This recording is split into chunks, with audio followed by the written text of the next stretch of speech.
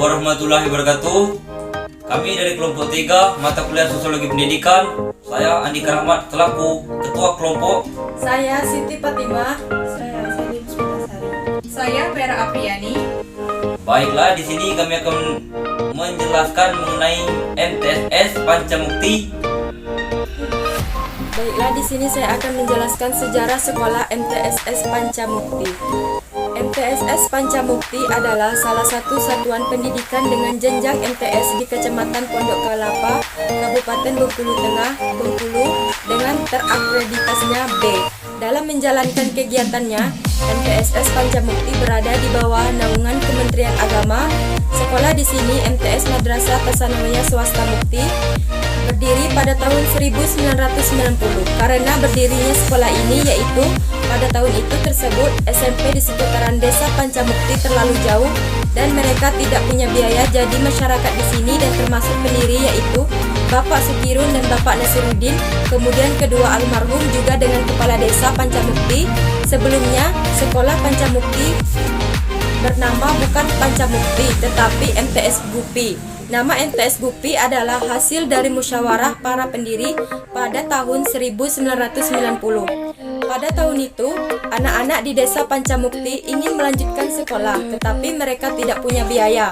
Pada saat itu, sekolah di SMP masih membayar termasuk uang SPP dan bangunan.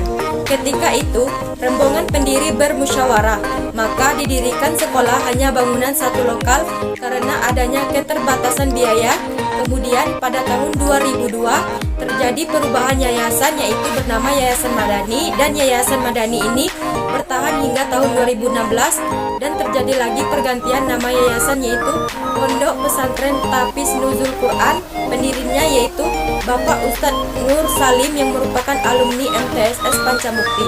Pada tahun 2002 murid MTS Pancamukti terbanyak 70-an dan tahun 2022 menjadi peningkatan lebih kurang 300 dari kelas 7A, 8B, dan 9C. Visi dan misi MTSS Pancamukti yaitu visi sekolah Pancamukti, adapun sumber daya manusia yang beriman, bertakwa, berkualitas, dan memiliki pekerti yang luhur. Misi sekolah MTSS Pancamukti yang pertama yaitu menanamkan keimanan dan ketakwaan kepada Allah SWT melalui pembelajaran agama Islam yang terpadu. Yang kedua yaitu siswa yang berkualitas, cerdas, tangkas, kreatif, dan terampil serta berkompetensi di dalam lingkungan. Yang ketiga yaitu mewujudkan siswa yang memiliki budi pekerti luhur, sopan santun, dan beretika baik di lingkungan sekolah, di lingkungan keluarga, maupun di lingkungan masyarakat.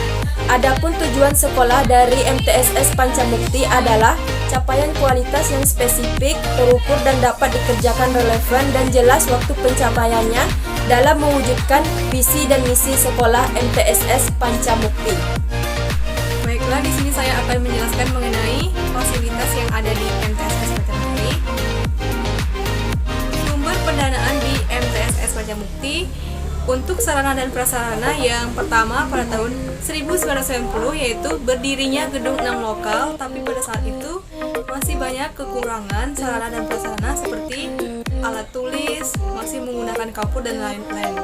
Tahap-tahap pendanaan sampai saat ini didapat dari dana APBN, anggaran pendapatan dan belanja negara Indonesia, masyarakat setempat, wali murid, dan infak dari murid sendiri. Selanjutnya yaitu budaya sekolah. Budaya sekolah di MTSS Pancamukti ini yang pertama yaitu ditanamkan senyum, sapa, dan salam. Setiap anak masuk mulai dari gerbang ditanamkan untuk bersalaman kepada guru terlebih dahulu. Mereka diajari beretika, sopan dan santun baik itu di lingkungan sekolah, masyarakat, ataupun di keluarganya sendiri. Selanjutnya yaitu proses pembelajaran di MTSS Pancamukti. Proses pelaksanaan dan evaluasinya strategi pembelajaran di MTSS Pancamukti yaitu setiap guru biasanya berbeda-beda dan metode pembelajarannya, yaitu seperti ceramah. Cara mengajarnya harus sesuai dengan materi yang disampaikan. Cara penyampaian materi pembelajaran dengan mengutamakan interaksi antara guru dan dan siswa, di mana seorang guru menyampaikan materi pembelajarannya melalui proses penerangan dan penuturan secara lisan kepada siswanya. Contohnya seperti yaitu mata pelajaran yang tidak bisa diceramah secara terus-menerus karena materi yang mesti harus dipraktekkan, seperti mata pelajaran matematika yang juga tidak bisa di materi saja dan tidak bisa ceramah saja, dan tidak pula dipraktek secara langsung, harus ada kombinasi, jadi tidak bisa satu metode mata pembelajaran saja. Pelaksanaan di MTS Mukti dilakukan secara langsung berhadapan dengan murid. Kemudian evaluasi dilakukan setiap 6 bulan dan 3 bulan sekali, yaitu pada akhir semester atau ujian akhir semester. Baiklah, di sini saya akan menjelaskan tentang kualitas sumber daya manusia dan upaya peningkatannya. Kualitas sumber daya manusia dan upaya peningkatannya seperti proses rekrut dan pelatihan yang dilakukan seperti biasanya setiap guru yang melamar, kemudian diadakan training dan wawancara. Proses perekrutan untuk meningkatkan kualitas guru tersebut biasanya diadakan semacam pelatihan, kemudian diklat, serta meningkatkan kualitas seminar, MGMP atau yang bisa disebut musyawarah guru mata pelajaran. Cara mengajar seorang guru. Kelebihan dan kekurangan yang dimiliki sekolah. Kelemahan yang dimiliki sekolah ini perlu diperbaiki dan aspek-aspek yang ditinggalkan. Kalau untuk anak-anak, kelebihannya jika siswa tersebut sudah pandai mengaji, tapi seorang anak belum mengenal huruf hijaiyah, itu kesulitan seorang guru.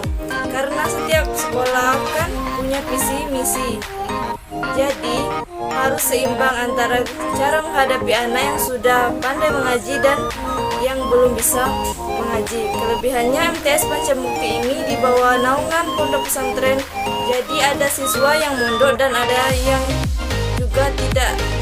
Disitulah ada banyak kelebihan bahkan kekurangan sedikit yang jadi masalah jika siswa tersebut tidak mondok. Baiklah, di sini saya akan menjelaskan prestasi dan penghargaan yang telah dicapai di MTS Pancamukti. Untuk prestasi MTS Pancamukti, alhamdulillah semenjak tahun 2017 khususnya sudah mengikuti berbagai lomba KSM pada tahun 2017. MTS Pancamukti mendapatkan juara 1 matematika di tingkat kabupaten, kemudian naik lagi ke tingkat provinsi dan belum berhasil. Kemudian lagi KSM 2020 juga juara 1 tingkat kabupaten dan menuju ke provinsi belum juga berhasil. Dan lomba-lomba yang lain seperti yang diadakan oleh satu puisi juara 1, musikalisasi dan lain-lain. Siswa MTS Pancamukti ukir prestasi dijelaskan oleh kepala sekolah. MTS Pancamukti ini antara lain adalah juara 1 lomba penampilan drama tingkat Kabupaten Bengkulu Tengah, juara 1 baca puisi tingkat Provinsi Bengkulu, juara 2 lomba volleyball tingkat SLTP atau MTS se-Kabupaten Bengkulu Tengah. Di bidang prestasi belajar, siswa MTS Pancamukti tahun pelajaran 2013-2014 lulus 100%. Untuk tantangan dan peluang ke depan seperti persaingan di sekitar masyarakat MTS Pancamukti tidak merasa tersaingi, tetapi walaupun begitu mereka juga jangan sampai lengah. Artinya jika tidak mendidik anak-anak yang berhakul karimah berarti siswa akan mengalami ketertinggalan. Jadi tantangan kedepannya mendidik murid harus dengan agama yang baik dan mengajarkan kepada mereka sesuai dengan ilmu yang mampu diajarkan serta dipraktekkan dalam lingkungan keluarga maupun masyarakat dan lain-lain. Di seputaran MTS Pancamukti ada beberapa sekolah seperti SMP Negeri 1, SMP Negeri 20, SMP Negeri 14 dan MTS Al-Hasanah. Tetapi mereka banyak yang memiliki sekolah di MTS Pancamukti, walaupun di seputaran MTS Pancamukti banyak sekolah-sekolah umum atau negeri. Baiklah, itulah saja yang dapat kami jelaskan mengenai MTS Pancamukti. Semoga bermanfaat. Lebih dan kurang kami mohon maaf. Wassalamualaikum warahmatullahi wabarakatuh.